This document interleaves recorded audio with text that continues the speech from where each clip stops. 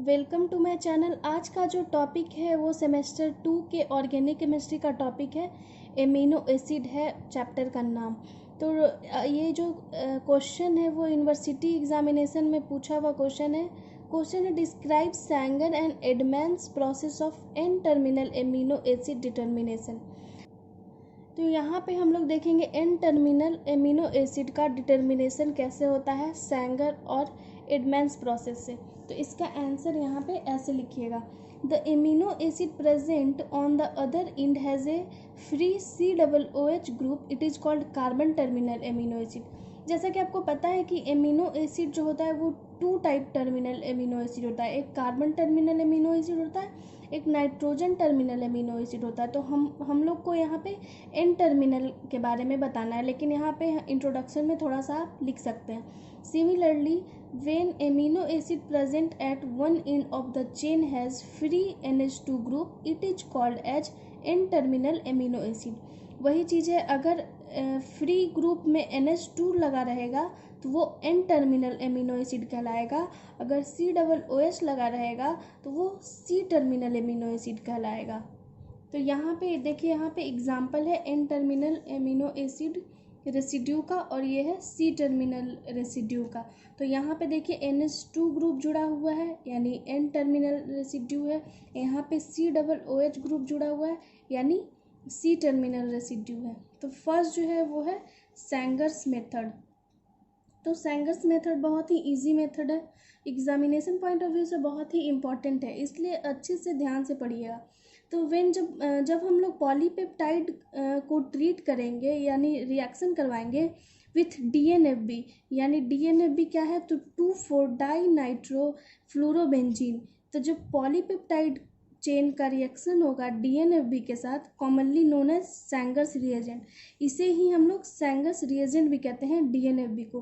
तो जब सैंगर्स रिएजेंट के साथ पॉलीपेप्टाइड चेन का रिएक्शन होता है in presence of sodium bicarbonate, ये याद रखिएगा सोडियम बाइकार्बोनेट के प्रेजेंस में होगा, तो then reagent reacts with free amino group of N terminal amino acid residue to form two four dinitrophenyl DNP।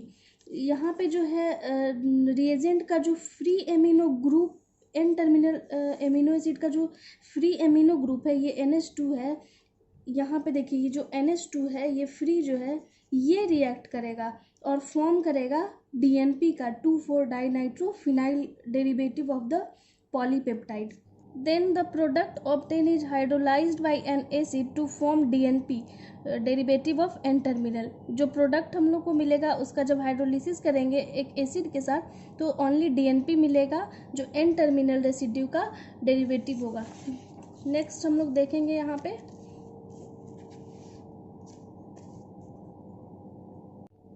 एक मिलेगा DNP डेरिवेटिव और एक मिलेगा ए स्मॉलर पॉलीपेप्टाइड मॉलिक्यूल, एक छोटा सा पॉलीपेप्टाइड मॉलिक्यूल मिलेगा।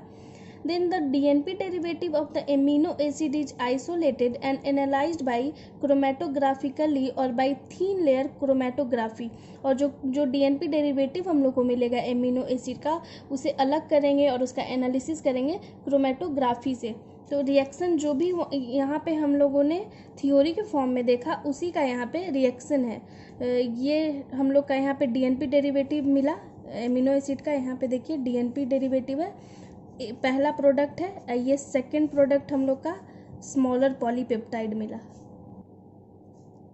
देन यहाँ पे देखिए the terminal amino acid is identified in this method. यहाँ पे टर्मिनल एमिनो एसिड का पहचान होता है इसी मेथड से, सैंगर्स मेथड से।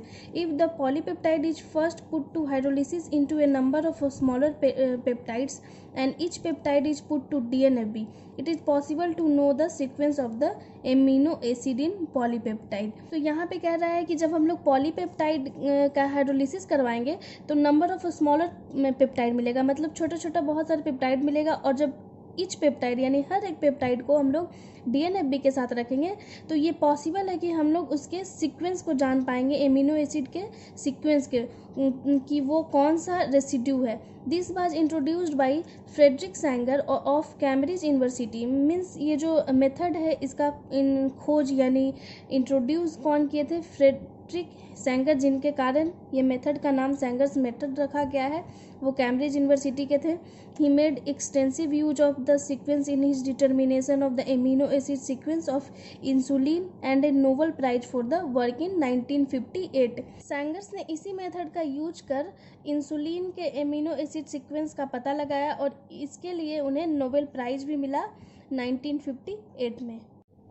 सेंगर्स मेथड वहाँ पे ख़त्म हुआ। नेक्स्ट जो मेथड है वो है एडमंड्स मेथड।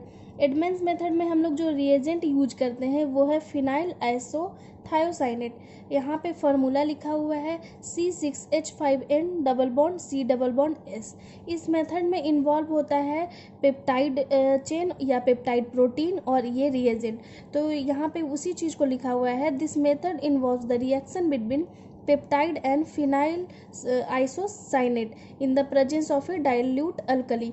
डाइल्यूट अल्कली के प्रेजेंस में ये रिएक्शन अकर होता है तो बनता है इन फिनाइल थायो carbonyl peptide. The formed is treated with A mild acid when the N-terminal amino acid residue gets removed as phenyl thiohydration, short form PTH, while the rest of the peptide chain remains intact। Means यहाँ पे कह रहा है कि जब हम लोग यहाँ पे देखें कि डाइल्यूट अल्कली के प्रेजेंस में जब हम लोग रिएक्शन करवाएं तो ये प्रोडक्ट प्राप्त हुआ।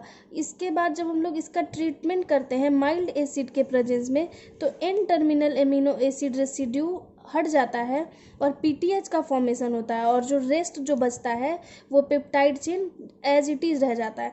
This phenyl thiohydantoin is separated from the reaction mixture and identify by comparison with phenyl hydantoins obtain from known acid. This helps in the identification and terminal amino acid. इसी चीज़ को यहाँ पे रिएक्शन के form में लिखा गया है।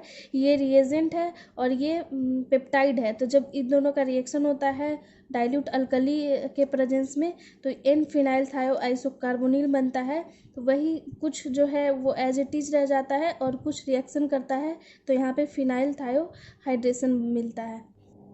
पीछे हमने रिएक्शन देखा। This method has now been automated and this can be use to determine amino acid sequencing in polypeptide chain. इस मेथड का यूज हम लोग पॉलीपेप्टाइड चेन के एमिनो एसिड सीक्वेंसिंग के लिए करते हैं। तो यहाँ पे आज का टॉपिक ख़त्म होता है। अगर आपको मेरा वीडियो पसंद आता है तो प्लीज़ लाइक कीजिए, शेयर कीजिए, सब्सक्राइब कीजिए। Thank you so much.